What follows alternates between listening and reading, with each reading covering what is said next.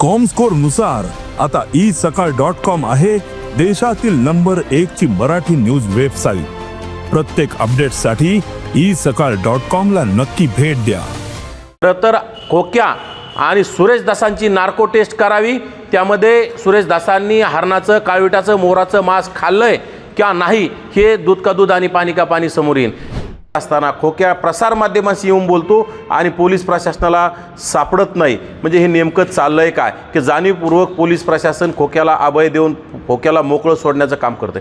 खरं तर तेथील पीडित ढाकणे पितापुत्र अगदी त्यांच्या शेतामध्ये जाळं लावलं आणि तिथं हरणाची शिकार, काळविटाची शिकार करण्यासाठी खोक्या गेला असता त्यांनी विरोध केला की बाबा आमच्या शेतात हरणं बिरणं पकडू नको, उद्या आमच्यावर काहीतरी बालंड येऊ शकतं, तू करून जाशील, आम्हाला त्रास होईल त्याचा।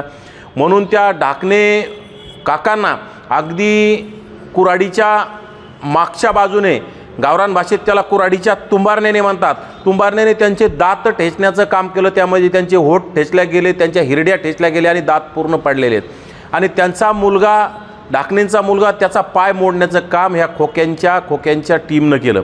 म्हणजे खोक्या अनेक दिवसापासून सुरेश दासांचा लाडका आहे। मागच्या 2-5 दिवसात आपण सोशल मीडियावर, टीव्हीच्या प्रसारमाध्यमावर आपण एक खोक्या आणि सुरेश दासांची बोललेली ऑडिओ क्लिप बघितली।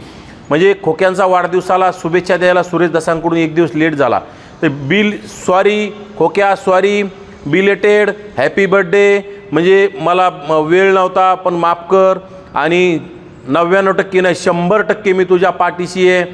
म्हणजे तुम्ही गुंडांना अभय देता आणि त्या गुंड आमदाराला, हरणाचं मांस खाणाऱ्या आमदाराला, काळविटाचं मांस खाणाऱ्या आमदाराला, मोरांचं मांस खाणाऱ्या आमदाराला जर या राज्याचे मुख्यमंत्री आणि गृहमंत्री जर पाठीशी घालत असतील तर राज्याने कुणाकडे बघायचं, राज्याने कुणाकडून अपेक्षा करायच्या आणि कुणाकडे न्याय मागायचा, अशी परिस्थिती निर्माण झाली। आम्ही सुद्धा हिंदू आहोत, आम्ही सुद्धा ओबीसी आहोत, म्हणजे या राज्याचे आम्ही डॉक्टर बाबासाहेब आंबेडकरांच्या संविधानानुसार आम्ही या राज्याचे रहिवासी आहोत।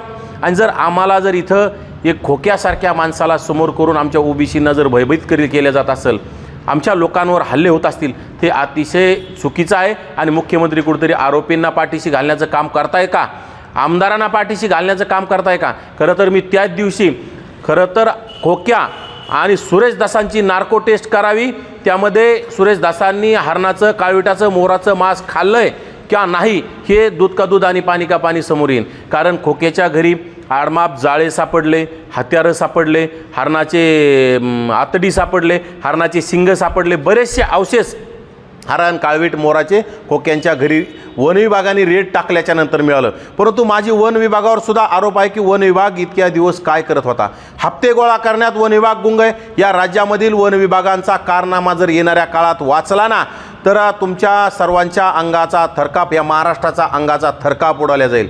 या वन विभागाचे अधिकारी प्राण्यांची तस्करी करतात, स्वतः कोणाला तरी तिथं शिकार करायला लावायची आणि त्याची तस्करी करण्याचं काम वन विभागाचे अधिकारीच करतात। हे येणाऱ्या काळात मी लवकरच तुम्हाला हे दाखवून देईल, पुराव्यासकट येणाऱ्या काळात लवकरच दाखवणार आहे। परंतु आजच्या घडीला शिरूर कासारमधलं प्रकरण अतिशय गंभीर असताना त्या खोक्यानं ढाकणे कुटुंबियाला मारहाण केली। आदिवासी तरुण आपल्या शिंदखेडराजा तालुक्यातील माहेरखेडा त्या गावातील कैलास वाघ नावाच्या माणसाला अगदी बॅटनं जिथं मारता येईल, पायाला, कमरात, बुडावर, इतकं भयानक वास्तव ते तुम्ही व्हिडिओ प्रसारमाध्यमांनी व्हायरल केला, ते सगळ्या महाराष्ट्राने पाहिलं आहे। अगदी त्याच्या गुप्तांगात गरम तेल ओतण्याचं सुद्धा काम त्यांनी त्या खोक्या आणि खोक्यांच्या सहकार्याने केलं आहे। खरं तर खोक्या एकटा नाही, खोक्याचा बोक्या सुरेश दसा आहे, खोक्यांचा मुख्य आका सुरेश दसा आहे।